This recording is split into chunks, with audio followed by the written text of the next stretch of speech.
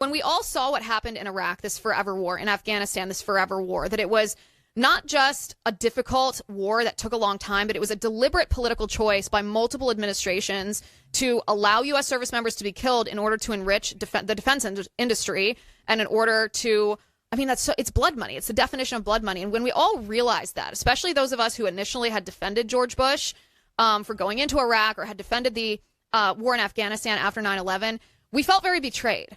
And we should have felt betrayed, because it was the ultimate betrayal. And it was our friends and family who died overseas in these Middle Eastern wars. And I am as against forever wars as one can be. And I still think that there's been this overcompensation by some, this sort of anti-neocon that has turned people not just into being very cautious about military action or very protective against forever wars, but turned them into isolationists. And that's kind of a head scratcher to me, because the way that I look at it, and this is, I got some pushback for saying this on X the other day, but I stand by it. If you are an anti-neocon, which I am, then you should be thanking Trump for this military operation in Venezuela, because all other facts of the reason why Trump went in Venezuela aside, we are never going to experience forever wars in our country again, because the American people, thanks to President Trump, can see so clearly now that they are a deliberate political choice. They are unnecessary. They are intentional because of what Trump did in Iran. This, we were told by the Panicans it would be World War III. 12 days, he's in, he destroys their nuclear capacity, he's out. In Venezuela, it was less than 3 hours that they were in, operated, and were out. There's going to be no excuse ever again for forever wars.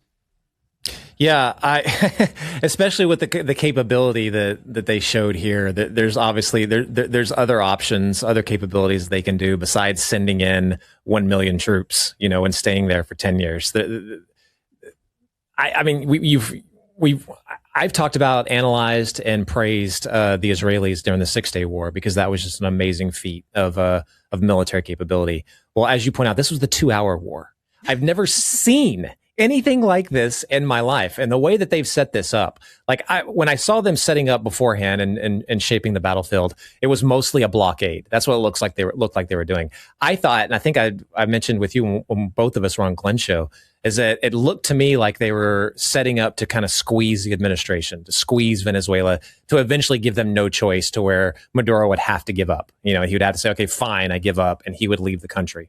That's what it looked like to me. I didn't think they would actively go in and get him.